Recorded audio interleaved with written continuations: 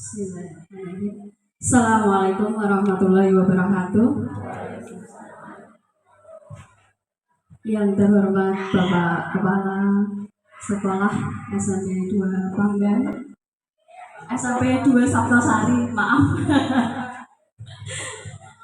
Ada panggangnya ini, maaf di Bapak Kepala Sekolah SMP Negeri 2 Saptosari, Bapak Ibu Guru yang kami hormati pula. Salam dan bahagia buat kita semua. Alhamdulillah, puji syukur patut kita panjatkan kepada junjungan kita, kepada Tuhan Yang Maha Esa, bahwa pada hari ini kita bisa berkumpul di tempat ini, di SMP Negeri yang kita cintai ini, dengan keadaan sehat, tidak kurang suatu apa. Salawat serta salam tidak lupa kita haturkan kepada junjungan kita Nabi Agung Muhammad Sallallahu Alaihi Wasallam. Semoga nanti kita bisa mendapatkan syafaatnya. Amin, amin ya robbal alamin. Mohon maaf, kami mengucapkan terima kasih sekali kepada Bapak Ibu semua karena telah meluangkan waktu untuk praktik baik saya, yaitu tentang budaya positif. Nanti kita sama-sama belajar apa itu budaya positif dan bagaimana penerapannya kepada siswa kita semua. Kita masih sama-sama belajar Bapak Ibu semua. Jadi di sini saya tidak bermaksud menggurui, tapi kita sama-sama belajar. Dan di situ tadi di meja Bapak Ibu semua saya sudah menyiapkan sebuah kertas yang di situ nanti bisa diisi saat kegiatan ini berlangsung, karena nanti ada beberapa hal yang perlu sebagai laporan saya telah melakukan pengimbasan. Begitu ya Bapak Ibu. Jadi tidak usah berpikir ini isinya kepiye, angel apa gampang Bapak Ibu. Itu nanti hanya satu kata saja. Untuk yang post-it itu nanti hanya satu kata saja. Kemudian kalau yang nanti lembar kerja rencana penyampaian itu penerapan budaya positif, itu nanti yang lembar putih itu sebagai istilahnya rencana Bapak Ibu semua tentang penerapan nanti salah satu dari budaya positif tersebut.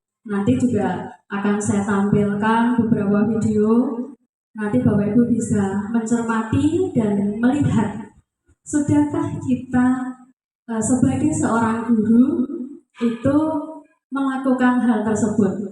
Sudah pas belum? Sudah ideal belum? Gitu ya Bapak Ibu. Kalau saya jujur ini ya, kemarin sebelum saya mengikuti kegiatan ini, sebelum saya mengikuti kegiatan guru penggerak ini, saya menganggap bahwa yang saya lakukan itu adalah yang terbaik bagi saya ya. Tapi saya nggak tahu untuk murid saya. Setelah saya belajar selama hampir 3 bulan saya berada di CGP, itu merasa bahwa saya ini masih nol. Apa yang saya lakukan itu belum ada apa-apanya. Saya merasa malu sebenarnya. Saya sudah 18 tahun mengajar, tapi kenapa masih seperti ini? Jadi saya merasa bersyukur sekali saya bisa masuk di situ. Nah ini bagi Bapak Ibu Guru mungkin yang masih muda-muda, Bu Ira, Bu Yana dan semuanya, Bu Ayu, Bu Nur Aini, kemudian ada Mbak Rahayu, itu bisa mendaftar lagi untuk CGP Angkatan 11. Insya Allah itu bermanfaat sekali. Dan mungkin di bayangannya adalah kita nanti menjadi seorang kepala sekolah, mengawas gitu ya. Itu tidak Bapak Ibu. Kita menjadi CGP itu tidak tujuannya ke sana, tapi kita cari ilmunya. Kalau di Dapodik itu mungkin Bu Nur atau Mbak Retno tahu di sana nanti link Dapodik itu kalau kita mau mendaftar kepala sekolah sudah CGP itu ada linknya. Mau daftar apa tidak? Kalau kita tidak klik juga tidak akan masuk. Tidak akan jadi kepala sekolah, tidak akan jadi pengawas. Jadi itu tergantung minat kita semuanya. Yang jelas ilmunya luar biasa Bapak Ibu. Ini salah satu saja, budaya positif ini salah satu saja. Untuk yang modul 1 ini belum saya sampaikan. Besok lain waktu kita sampaikan. Yang modul 1 itu merupakan suatu hal yang menggugah saya, membangunkan saya dari tidur saya. Kemarin jadi guru 18 tahun itu ternyata tidak ada apa-apanya. Nah, ini budaya positif ini saya mengambil ini kenapa? Dilatar belakangi saat ini banyak sekali kasus anak-anak yang kita hadapi. Jadi kenapa saya mengambil budaya positif? Nah, kita mulai saja ya Bapak Ibu. Ben orang rumah ke suaraku terus.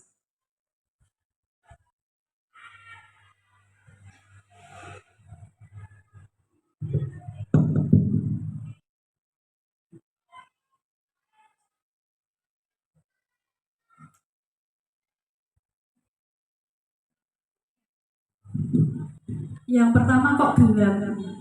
Ini kenapa gelap? Kita mulai ya. Intermezzo istilahnya, biar kita tidak merasa jenuh. Ya, sedikit saja. Nanti yang banyak ini. Nah, sekedar perkenalan. Tapi saya yakin Bapak Ibu sudah kenal di sini. Saya adalah Indria Sujarwati. Nah, salah satu CGP Angkatan 9. Di sini saya mengambil pengimbasan atau berbagi praktik baik istilahnya sekarang. Ini adalah budaya positif. Nah, ini saatnya Bapak Ibu.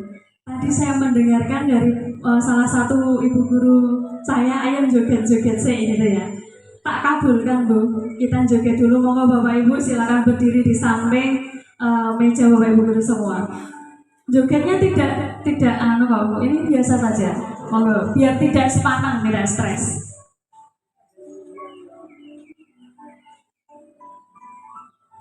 Mungkin Bapak Ibu guru sudah tahu ini, sudah.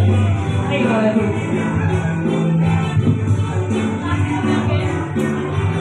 Kita tirukan saja Bapak Ibu.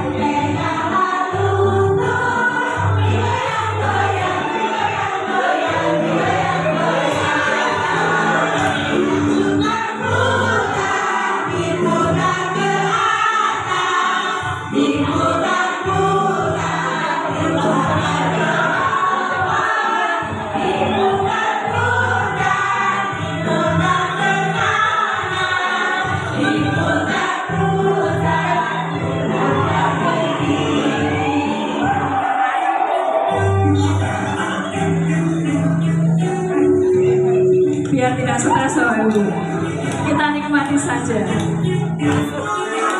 Jangan diputar-putar, bertepuk tangan. Jangan diputar-putar, peganglah bahu. Jangan diputar-putar, peganglah lutut. Digoyang-goyang, digoyang-goyang, digoyang-goyang. Jangan diputar-putar,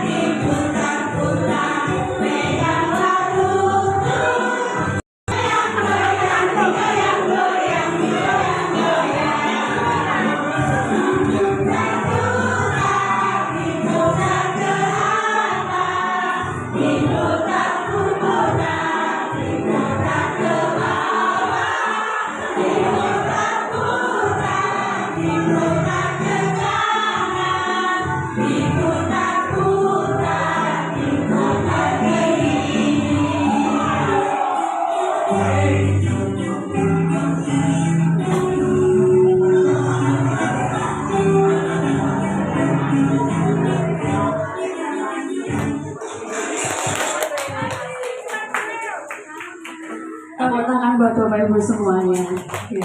Terima kasih Bapak Ibu. Sekedar refreshing saja. Tadi Bu Ayu minta joget sih gitu ya. Kita sudah berjoget sebentar. Insya Allah nanti biar jadi semangat. Kita lanjutkan Bapak Ibu.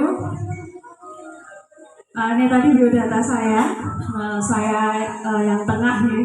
Untuk yang samping itu Ibu Sukesi, itu sebagai fasilitator saya, itu asli Jakarta.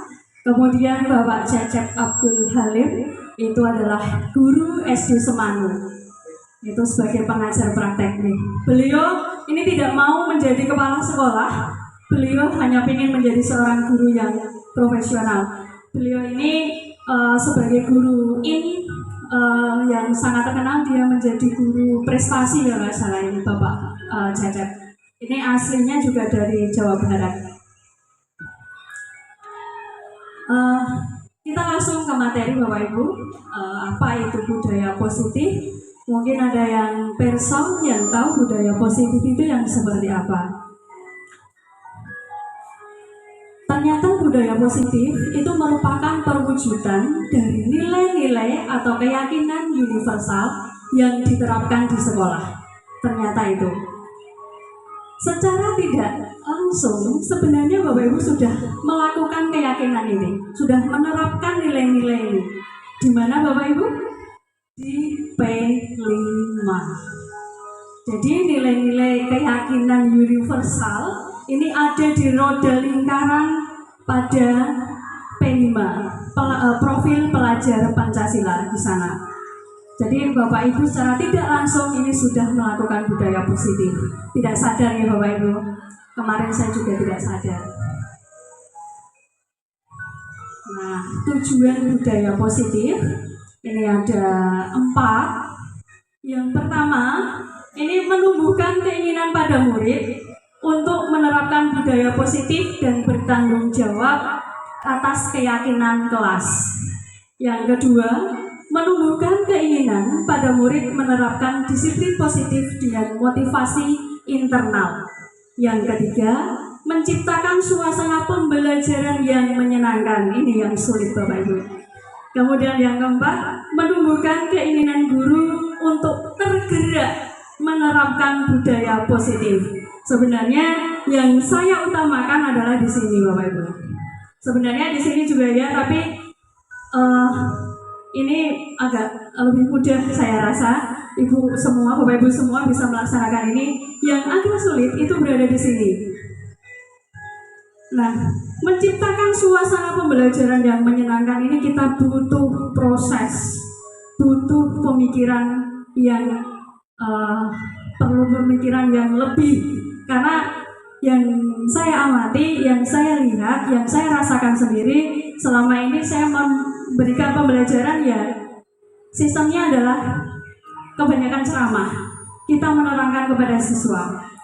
Ternyata pada kurikulum Merdeka dalam budaya positif ini kita tidak boleh seperti itu. Menerangkan boleh tetapi hanya sesekali saja.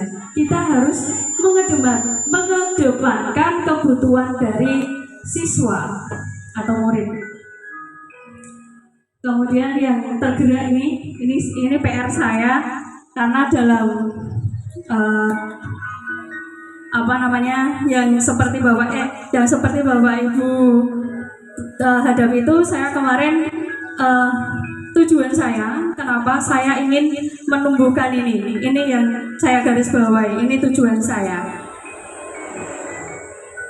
Selanjutnya, budaya positif ini dibagi menjadi 1, perubahan paradigma stimulus respon.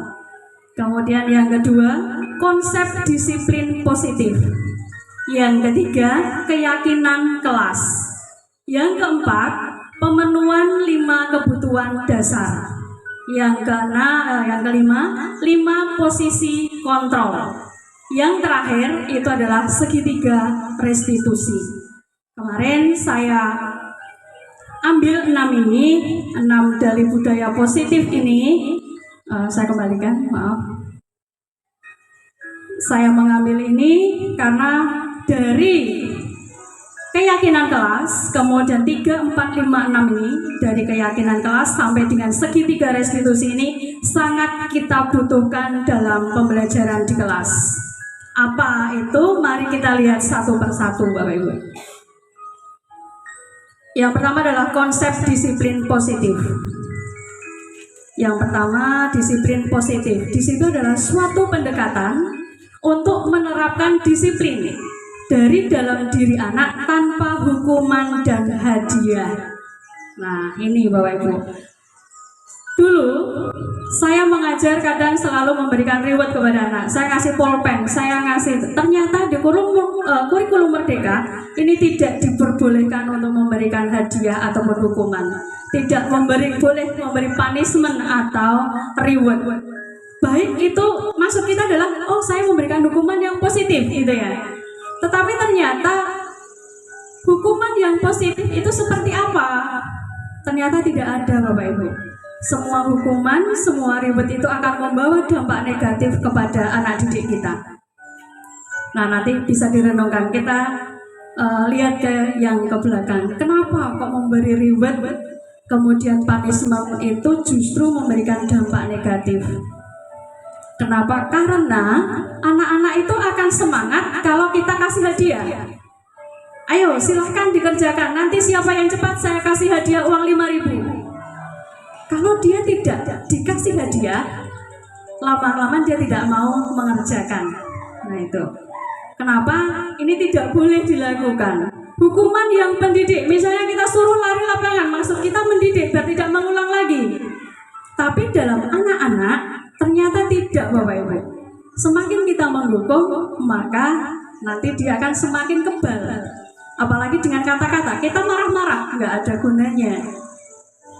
Nah, di sini nanti kita akan belajar untuk yang 5 posisi kontrol tadi. Nanti akan ada hubungannya dengan ini. Nah, ini yang saya sampaikan tadi Bapak Ibu, bahwa nilai-nilai kebijakan universal itu ada dalam profil pelajar Pancasila. Di situ bisa kita lihat bahwa nilai-nilai kebajikan yang ingin dicapai oleh setiap anak Indonesia yang kita kenal dengan profil pelajar Pancasila. Sebagian institusi atau organisasi yang saling memiliki nilai-nilai kebajikan yang sama karena nilai-nilai tersebut bersifat universal dan lintas bahasa, suku, bangsa, agama maupun latar belakang. Jadi kenapa kita mempelajari ini, kenapa kita perlu tahu hal ini dan kita menerapkan di sini? Nah, itu ternyata ada rentetannya, ada hubungannya. Nah, ini yang selanjutnya tadi disiplin positif, sekarang yang kedua adalah keyakinan kelas. Ada yang sudah menerapkan keyakinan kelas Bapak Ibu? Ada belum? Kalau dulu namanya adalah peraturan kelas, kontrak belajar. Saya pernah melihat di kelas 7 itu katanya sudah ada yang menerapkan ini, tetapi namanya beda. Kalau sekarang di kurikulum Merdeka namanya adalah keyakinan kelas. Keyakinan kelas itu ada 5 tahap. Tahap yang pertama itu adalah mengumpulkan peraturan yang perlu disepakati. Jadi kita perlu menggali, mencari tahu apa yang anak-anak inginkan. Tahap 2 itu mengubah peraturan-peraturan yang sudah dibuat dengan kalimat positif. Ini bisa saya contohkan Bapak Ibu. Misalnya dalam peraturan kelas itu dibuat dilarang membuang sampah sembarangan misalnya. Anak-anak menuliskan itu. Dan kita bisa menyimpulkan menjadi kalimat positif. Kira-kira bagaimana Bu Ira? Di bahasa Indonesia menyimpulkan kalimat positif, tidak membuang sampah sembarangan, jadi kalimat positif. Mari buang sampah di tempatnya. Sama dengan menjaga kebersihan ya Bera. Jadi di sini kalimat positifnya bisa kita simpulkan dengan menjaga kebersihan. Misalnya ada peraturan yang disebutkan anak tadi, tidak mencontek. Nah, itu bisa dengan jujur kalimat positifnya. Nanti kita bisa melihat pada tabel Y, tabel T. Nanti bisa kita lihat di sana. Kemudian tahap yang ketiga, menyarikan peraturan-peraturan yang sudah dibuat menjadi nilai-nilai kebajikan atau keyakinan. Menyarikan itu menyimpulkan. Saya bingung mau mencari kata yang indah itu bagaimana, Vira. Jadi saya menemukan tadi malam hanya menyarikan. Jujur saya membuat PowerPoint ini baru tadi malam. Kemarin saya membuatnya pakai Canva, tapi karena saya berpikir sinyal, maka saya rubah dengan PowerPoint. Jadi nanti mohon maaf kalau tidak maksimal. Kemudian tahap 4 yaitu kegiatan pendalaman keyakinan kelas, tampak seperti, tidak tampak seperti. Kemudian tabel Y dan satu lagi ada tabel T, itu yang tampak seperti, tidak tampak seperti, itu terkenal dengan tabel T. Nah, Bapak Ibu sudah pernah dengar? Sudah, saya ini kan sudah menyampaikan, sudah dengar ya? Sudah baru sekarang mungkin. Sekarang yang tahap kelima, kegiatan pendalaman keyakinan kelas, tugas saya dan tugas kamu. Jadi tanggung jawab kita sebagai guru dan juga murid. Jadi setelah keyakinan kelas ini terjadi, maka yang tahap terakhir itu adalah itu merupakan tanggung jawab kita semua. Sebagai guru kita juga harus melaksanakan, siswa juga. Jadi tanggung jawab kita semua. Jadi jangan hanya keyakinan kelas ini yang tanggung jawab siswanya saja, tapi buat kita semua. Maksudnya adalah Bapak Ibu guru dan siswa pada saat di kelas itu. Nah, ini contoh tabel T dan tabel Y, Bapak Ibu. Nah, di sana diistilahkan, di situ ada terdengar, terlihat. Yang satunya adalah berperilaku ya. Nah, itu mungkin Bu Retno kemarin waktu PPG mungkin juga sudah mendapatkan hal ini. Nggih, mboten Mbak Retno. Bu Retno ya, sudah mau ibu sekarang.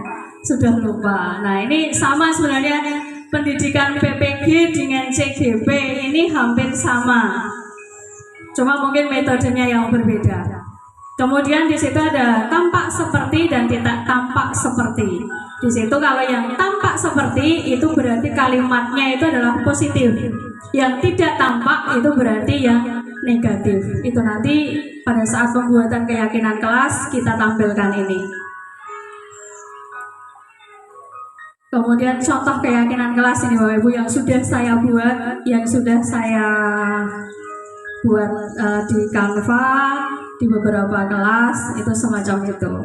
Jadi itu yang perlu saya sepakati dengan siswa-siswa saya.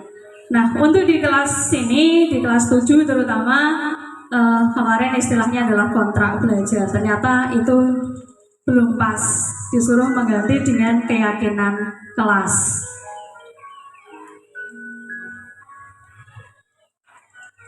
Yang selanjutnya adalah pemenuhan 5 kebutuhan dasar.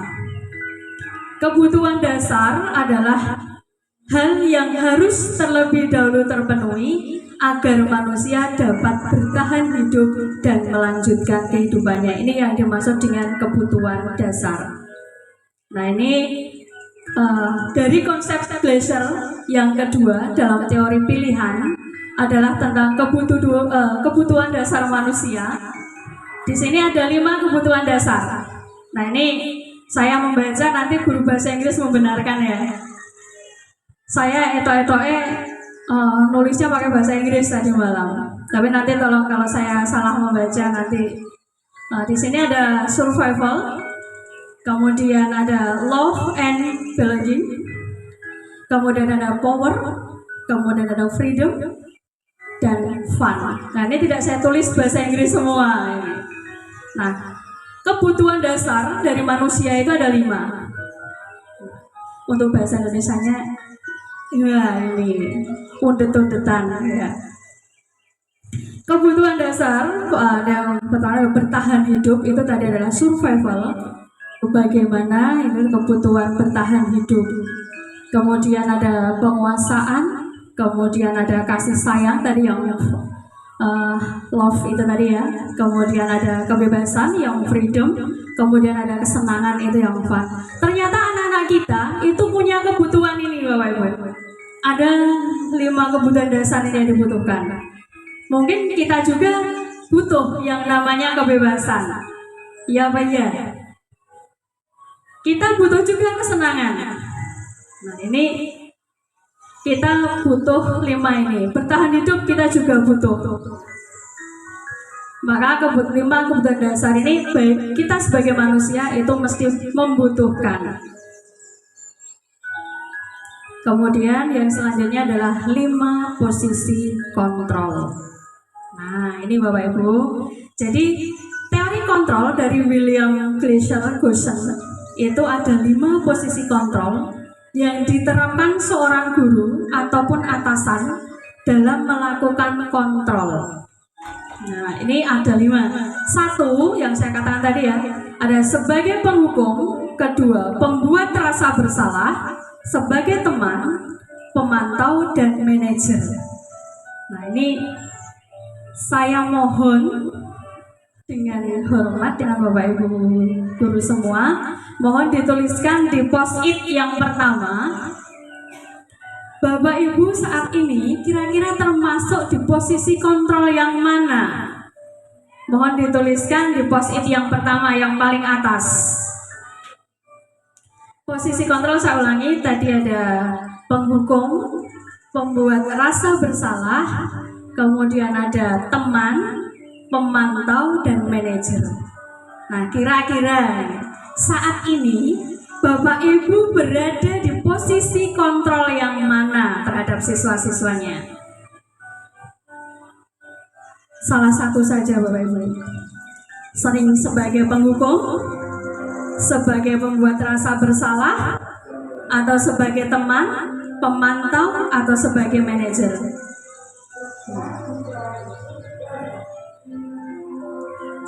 Di post-it yang paling atas.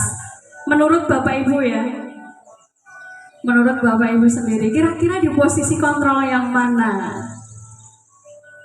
Nanti kita akan lihat yang mana itu, kita lihat nanti. Sudah ya Bapak Ibu ya? Nah ini pertanyaan saya yang pertama itu, kira-kira di bagian mana kita itu sebenarnya?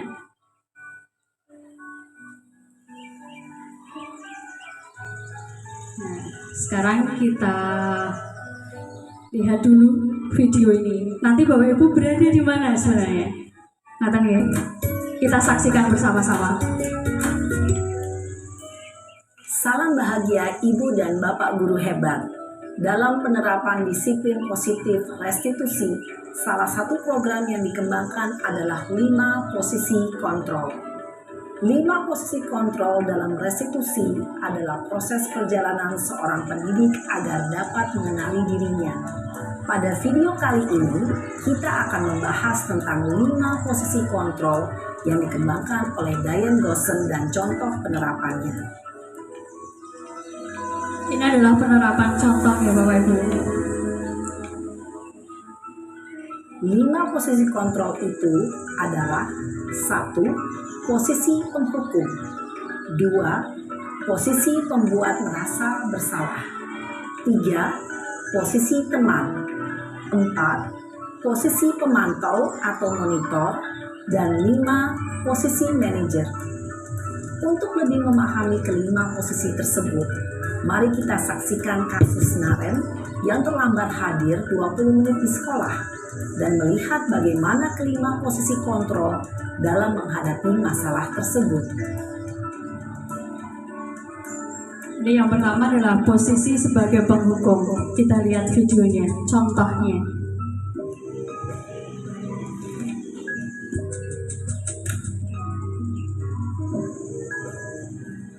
Naren,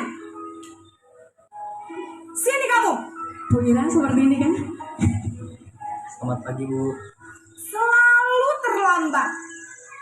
Kamu deh, pasti terlambat.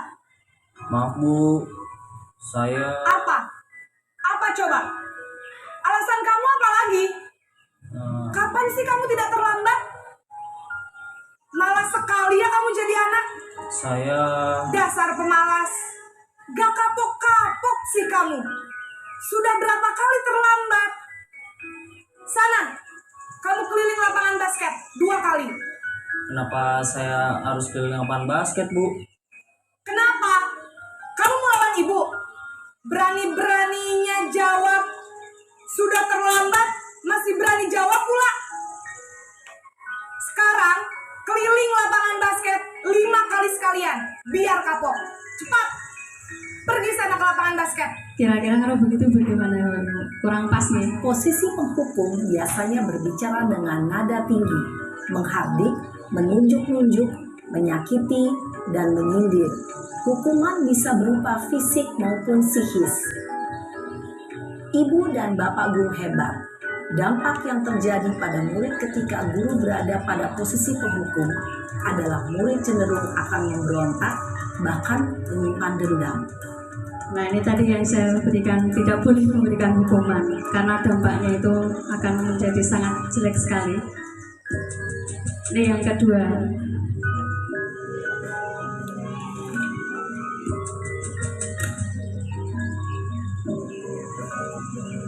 Naren!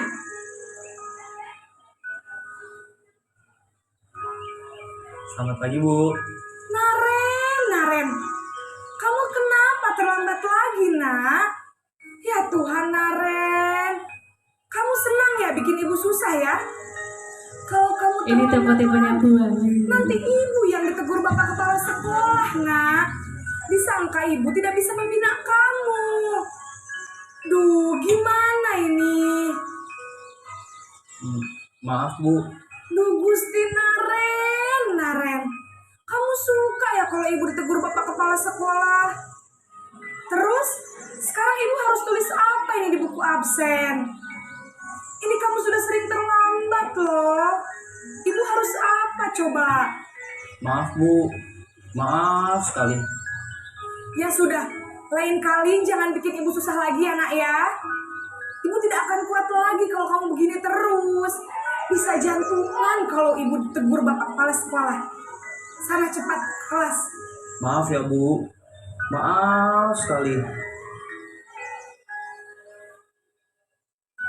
Posisi pembuat rasa bersalah berbicara dengan nada tenang, cenderung lembut. Namun kata-kata yang diutarakan membuat murid merasa menjadi orang yang gagal. Memandang buruk dirinya sendiri, merasa tidak berharga, dan tidak sanggup membahagiakan orang lain. Ketika guru mengambil posisi pembuat rasa bersalah, murid akan menganggap dirinya yang bersalah dan ia akan menyimpan emosi negatif tersebut di dalam dirinya.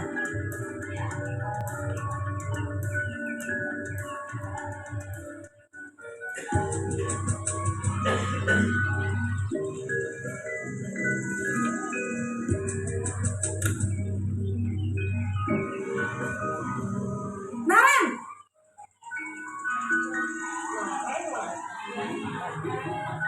Selamat pagi, Bu. Wah, sudah jam berapa ini nak? Terlambat lagi ya sayang. Iya, Bu.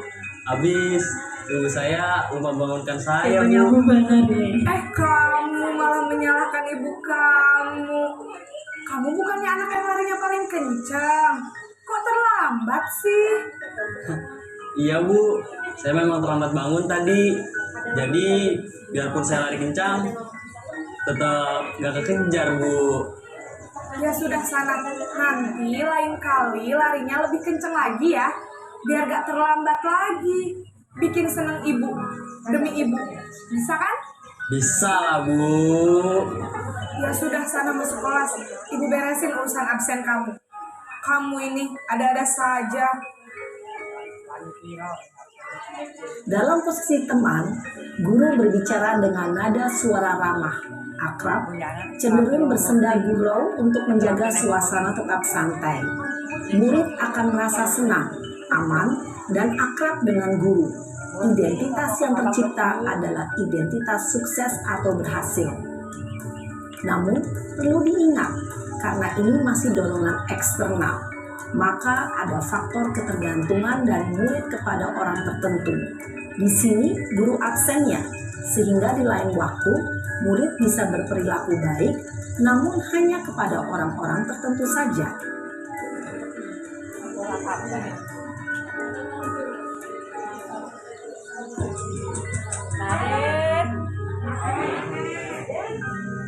Adian apa Naren ini? Naren,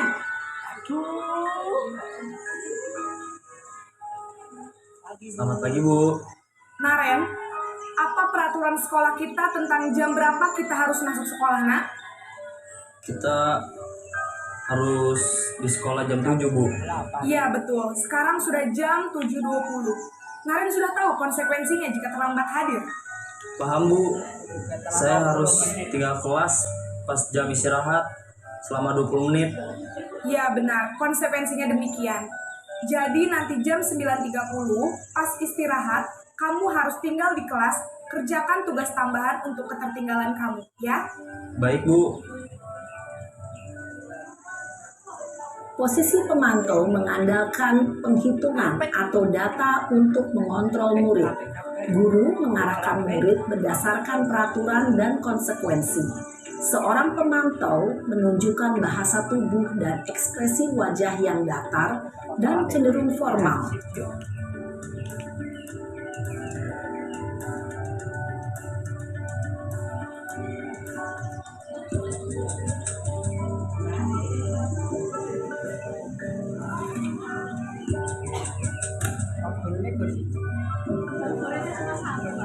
Naren!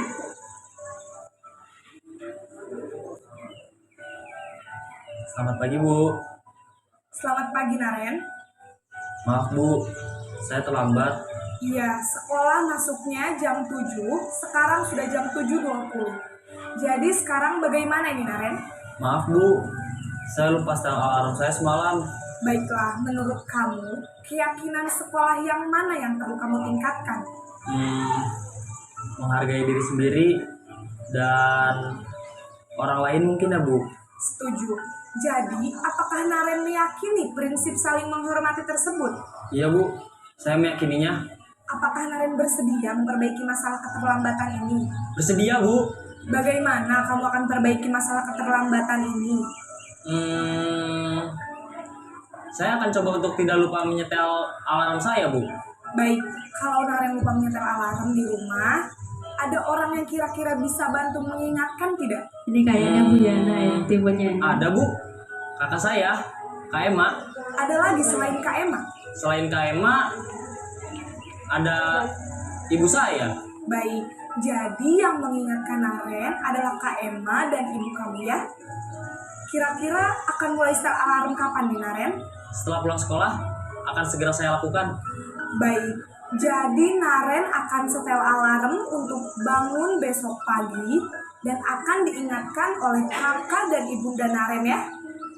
Ada lagi yang mungkin perlu dilakukan, Naren, agar tidak terlambat bangun lagi. Tidak ada Bu. Baik, Naren, terima kasih untuk kerjasama kamu. Sekarang kamu perlu kembali ke kelas untuk belajar. Baik Bu, terima kasih.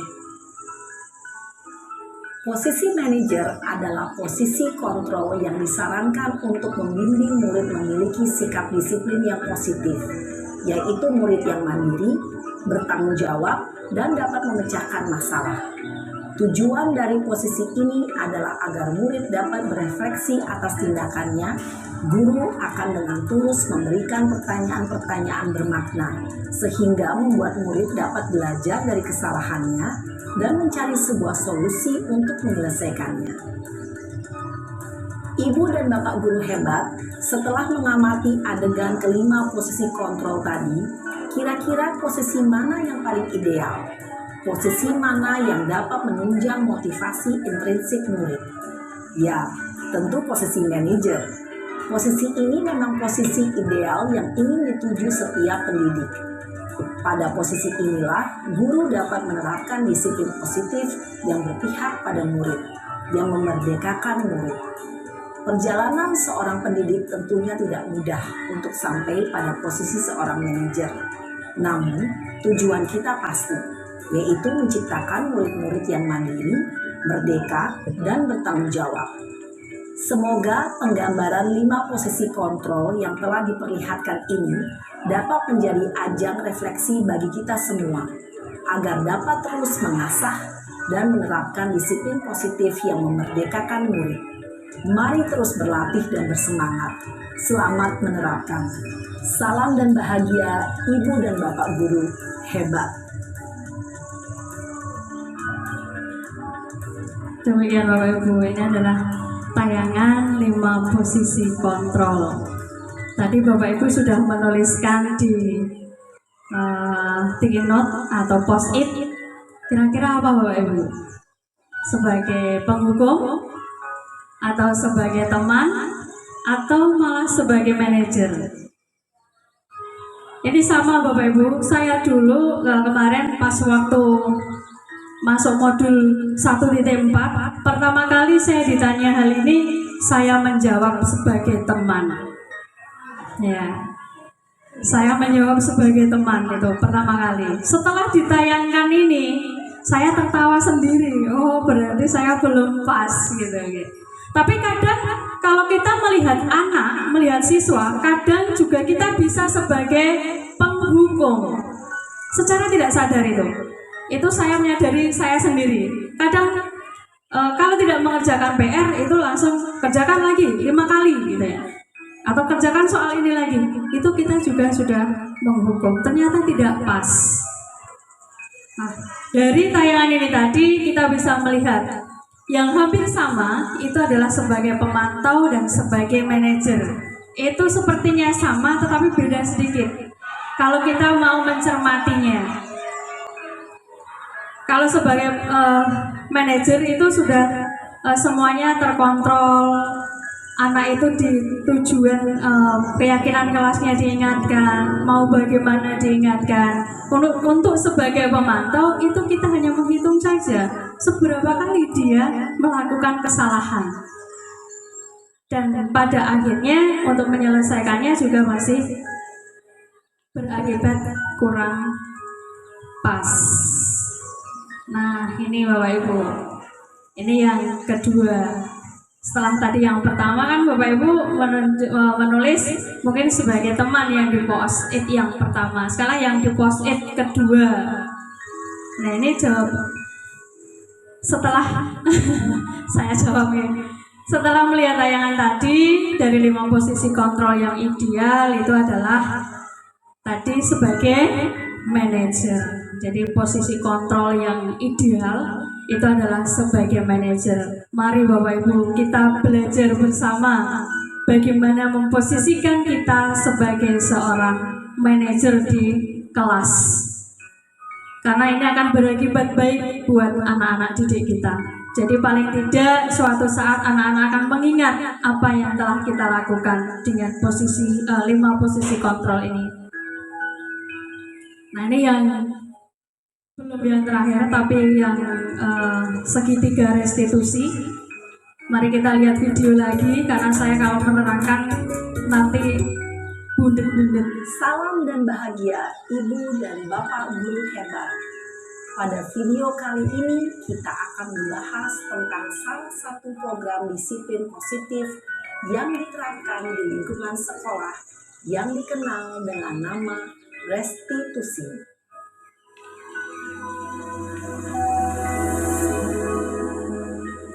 Ini masuk ke dalam kalau anak melanggar peraturan Bapak Ibu, membuat kesalahan. Pada teori kontrol Dr. William Glasser. Segitiga restitusi adalah suatu proses dialog yang dijalankan oleh guru atau orang tua agar dapat menghasilkan murid yang mandiri dan bertanggung jawab. Pada saat guru di posisi manajer, aspek yang dikembangkan pada murid adalah motivasi intrinsik, sehingga penanaman nilai-nilai kebajikan dapat tumbuh dan berkembang menjadi suatu kebiasaan positif yang akhirnya membentuk karakter murid. Proses dialog ini terdiri dari 3 langkah yang digambarkan pada ketiga sisi pada segitiga restitusi. Sisi pertama adalah menstabilkan identitas. Sisi yang kedua adalah validasi tindakan yang salah. Dan sisi yang ketiga adalah menanyakan keyakinan. Ibu dan Bapak Guru, berikut ini akan ditunjukkan bagaimana seorang guru berada dalam posisi manajer menggunakan penerapan segitiga restitusi.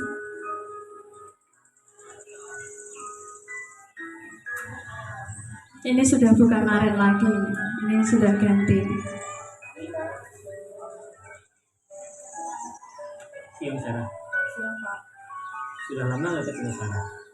Kenapa hari ini ada di sini? Kesel Pak, kesel banget. Masa aku dikatain tukang fitnah Pak? Ya aku marah lah. Aku balik ngatain Eka di depan kelas. Guru Kesel fitnah. banget. Oh begitu. Ya pasti kamu marah dan kesal. Bapak juga akan marah apabila ada yang menuduh Bapak seperti itu. Kemudian pada saat itu kamu mau melakukan apa? Ya saya langsung ngatain Eka lah Pak. Kesel banget. Saya bentak-bentak dia depan teman-teman lain. Oh begitu. Pasti kamu melakukan seperti itu karena suatu alasan tertentu bukan? Iyalah, masa saya diam saja Pak? Ya saya bela diri lah. Masa saya dituduh tukang fitnah? Ya wajar lah. Mempertahankan harga diri itu sesuatu yang penting buat kamu. Untung kamu tidak bertindak lebih gegabah lagi. Hanya membentak-bentak. Iya Pak.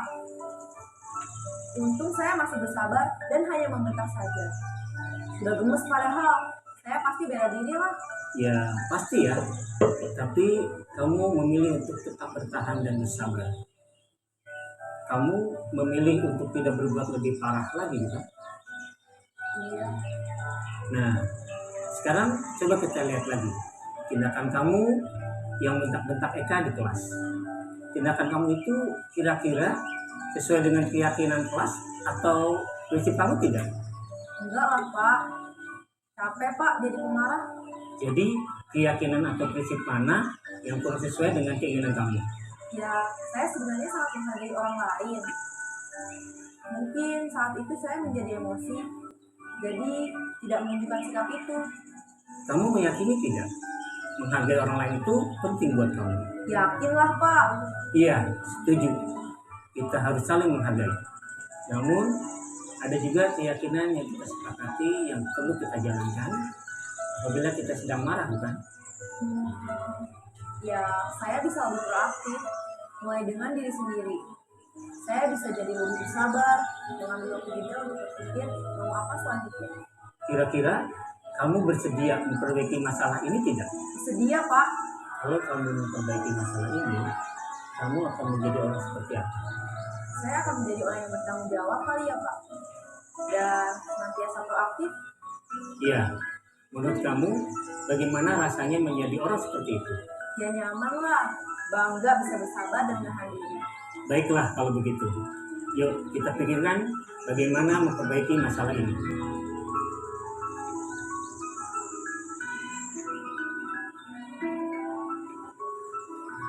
Ibu dan Bapak guru hebat, baru saja kita menyaksikan contoh bagaimana seorang guru berada dalam posisi manajer menggunakan penerapan segitiga restitusi.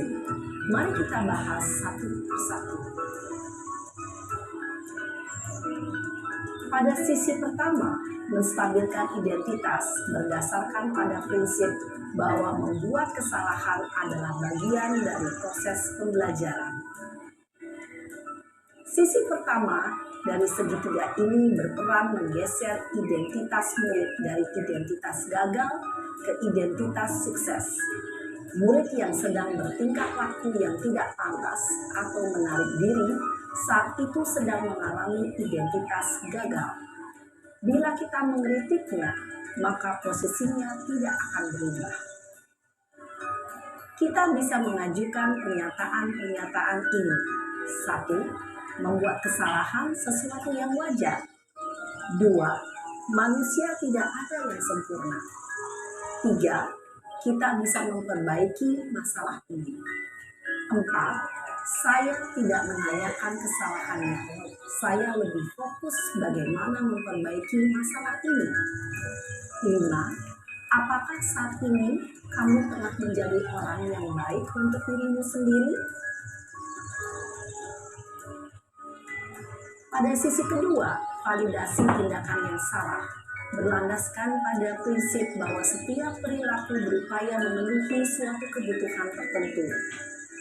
Guru yang telah memahami teori kontrol akan bergeser dari pemikiran stimulus respon menjadi proaktif dan mencoba untuk mengenali tujuan dari perilaku murid. Mengenali dan mengakui kebutuhan murid ini dapat memperbaiki hubungan dengan murid tersebut. Pernyataan atau pertanyaan bisa disampaikan dengan nada suara tidak menghakimi atau memojokkan, sehingga dapat mengembalikan murid pada posisi positif. 1. Kamu bisa saja bertindak lebih gegabah lagi dari ini. 2. Kamu bukan melakukannya tanpa suatu alasan tertentu. 3. Kamu melakukannya karena mempertahankan sesuatu yang penting lagi. 4. Mungkin kamu bisa mempelajari suatu perilaku baru yang lebih efektif. Bersediakah kamu mempelajarinya? Selanjutnya, kita akan simak sisi terakhir, yaitu menanyakan keyakinan. Teori kontrol menyatakan bahwa pada dasarnya kita termotivasi secara intrinsik. Pada saat perilaku yang salah telah divalidasi dan identitas sukses telah stabil, maka murid telah siap mengaitkan keyakinan-keyakinannya dengan tindakannya yang salah, dan pemikirannya telah bergeser ingin menjadi orang yang dituju. Pertanyaan-pertanyaan ini dapat mengaitkan keyakinan-keyakinan yang dianut murid. 1. Sebagai keluarga atau kelas, apa yang kita yakini? 2. Nilai-nilai apa yang telah kita sepakati? 3. Seperti apa gambaran sebuah kelas yang ideal bagi kamu? 4. Kamu ingin menjadi orang seperti apa?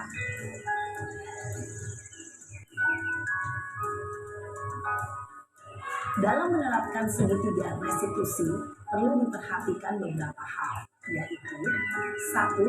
Perilaku yang salah perlu dikaitkan dengan nilai-nilai atau keyakinan-keyakinan yang telah disepakati atau dituju. 2. Kesediaan orang yang melakukan kesalahan untuk memperbaiki masalah. 3. Pemecahan masalah sebisa mungkin relevan atau memiliki hubungan dengan masalah yang ada. 4. Usaha. Perlu adanya suatu usaha perbaikan dari pihak yang berbuat kesalahan. 5. Waktu. Perlu didedikasikan waktu dari pihak yang berbuat kesalahan. Tanyakan kapan akan mulai diberlakukan usaha untuk memperbaiki masalah.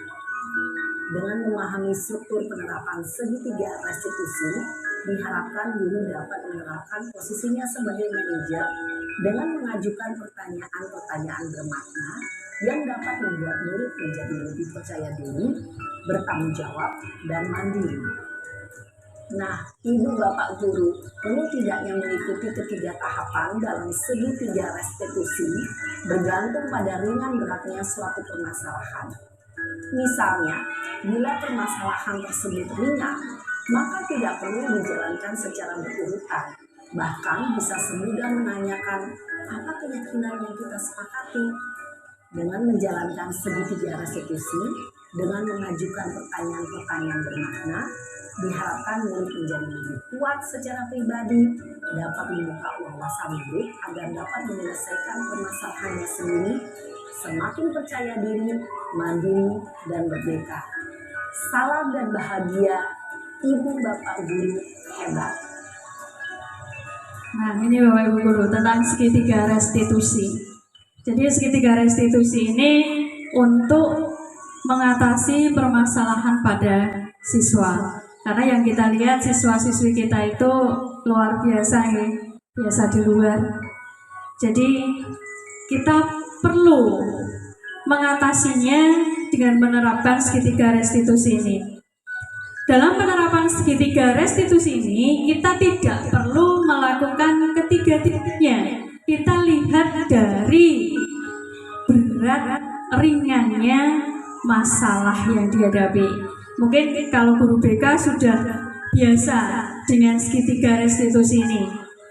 Tapi buat kita sebagai guru, kalau kita mau menjadi posisi kontrol sebagai manajer, maka kita berusaha juga untuk menyelesaikan masalahnya pun dengan menerapkan segitiga restitusi. Nah, kita bisa lihat nih Bapak Ibu, ini bisa saya simpulkan seperti ini. Dalam segitiga restitusi itu ada ini, ada segitiga restitusinya, kemudian ini ada langkah, kemudian ada teori kontrolnya. Di sini Bapak Ibu bisa melihat, bisa membaca. Tadi segitiga restitusi itu ada 3 tahap. Apa saja Bapak Ibu? Yang paling bawah ini apa? Menstabilkan identitas. Maksudnya apa? Kita menggali dulu, meluruskan dulu, mencari informasi dulu, benar dan tidaknya permasalahan tersebut. Kemudian kedua, ini apa Bapak Ibu? Validasi tindakan yang salah. Kita validasi, tanyakan kepada siswa tersebut. Kalau permasalahannya sama Bapak Ibu guru misalnya, kita juga harus memvalidasi dari Bapak Ibu guru tersebut dan juga kepada siswa. Nah, ini yang paling ahli di sini Bu Guru BK ini di sini. Kemudian yang terakhir di sini menanyakan keyakinan. Jadi ditanyakan, karena tadi di depan ada keyakinan kelas, ada peraturan sekolah. Nah, kalau sekarang namanya keyakinan sekolah. Nah, itu ditanyakan, melanggar tidak? Nah, di situ ditanyakan, anak itu ditanyai semacam itu. Jadi ada penerapan segitiga restitusi. Kemudian di sini langkahnya, teori kontrolnya seperti ini. Bisa dibaca juga Bapak Ibu. Nah, saya juga sama-sama belajar bagaimana memposisikan diri saya sebagai seorang manajer kelas atau posisi kontrol sebagai manajer, dan juga menerapkan segitiga restitusi dalam menyelesaikan kasus siswa. Karena saya yakin anak-anak kita dalam belajar itu mesti banyak kasus ya. Kasihan kalau semuanya kita limpahkan kepada guru BK. Kita juga sebagai seorang pendidik harus bisa, harus mampu melakukan segitiga restitusi dalam menangani kasus siswa. Apalagi kita juga sebagai seorang wali kelas, bagi yang jadi wali kelas, biasanya kasus itu sebelum ke BK kita berikan dulu kepada wali kelas. Jadi mari kita sama-sama belajar. Mungkin awal memang susah, mungkin kadang apa sih itu nggak nyampe, nggak nyambung gitu ya, nggak sampai otak saya. Saya dulu juga berpikiran semacam itu Bapak Ibu. Tapi setelah saya belajar, saya tanya juga kepada guru BK. Alhamdulillah kemarin teman saya ada yang guru BK juga di SLB. Saya banyak belajar dari beliau. Itu luar biasa ilmunya untuk menangani kasus ini. Dan saya di sekolah negeri merasa sangat kecil sekali untuk pengetahuan hal ini. Maka kemarin sebenarnya saya juga punya video saya sendiri praktek kepada siswa di sini kemarin pada Okta, pada Safira itu ada. Tapi saya mau menayangkan, nanti tidak tambah ngantuk melihat wajah saya. Nah, mungkin ini untuk segitiga restitusi dan untuk budaya positif. Semoga apa yang saya sampaikan tadi bermanfaat buat Bapak Ibu guru semuanya.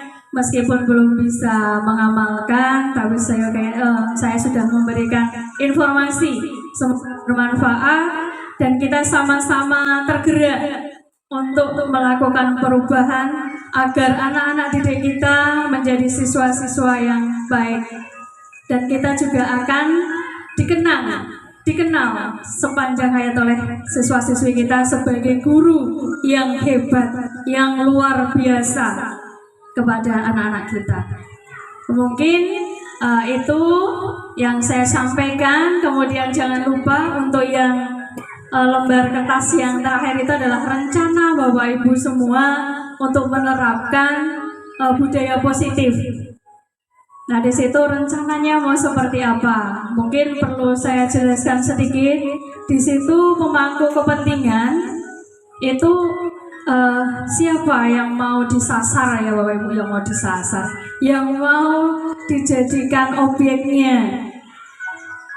Kemudian di situ ada rencana penyampaian, rencananya mau disampaikan kepada siapa. Kemudian poin penerapan disiplin di kelas itu langkah-langkahnya bagaimana. Yang terakhir di situ bentuknya seperti apa. Jadi ada 4 itu. Tidak perlu diisi semuanya, kalau mau semuanya boleh. Tapi kalau saya kemarin, ini maksud saya buat 3. Itu biasanya kita mau ke siswa, itu kita ke bawa kepala sekolah tentunya. Karena kita mau membuat keyakinan kelas, itu harus ada persetujuannya. Kemudian kalau kita adalah menyampaikan RPP itu loh Bu, kita Bapak Ibu, kita menyampaikan perangkat kita, nah kita sisipkan untuk keyakinan kelas. Kemudian yang kedua itu tentunya adalah teman sejawat. Kita sampaikan, saya mau membuat keyakinan di kelas 7A misalnya. Mungkin nanti Bapak Ibu guru juga akan membuat. Jadi kita sama-sama kelompok, kita sama-sama punya rencana yang sama. Meskipun nanti pada actionnya itu berbeda. Kalau mungkin di bahasa Indonesia ada jujur, ada disiplin, kemudian ada menjaga kebersihan, taat. Nah, mungkin di saya itu beda lagi. Mungkin di keyakinan kelas saya anak harus santai tapi bermutu misalnya, atau santai. Yang kedua misalnya sopan. Nah itu banyak sekali, kita ambil dari budaya positif tadi Bapak Ibu. Nah monggo itu silakan diisi, tidak perlu banyak-banyak, sedikit saja, yang penting bermanfaat buat kita semua. Mungkin hanya itu Bapak Ibu, ada yang mau ditanyakan mungkin? Tapi kalau bertanya jangan banyak-banyak karena kita sudah siang. Ada tidak Bapak, Ibu semua? Buatan ya? Semoga sudah paham semua dengan apa yang saya sampaikan. Saya mohon maaf ada banyak salah dan kata atau kurang berkenan dalam saya menyampaikan atau saya berbagi praktik baik kepada Bapak Ibu guru semua tentang budaya positif. Saya akhiri. Assalamualaikum warahmatullahi wabarakatuh. Tepuk tangan buat Bapak Ibu guru semua.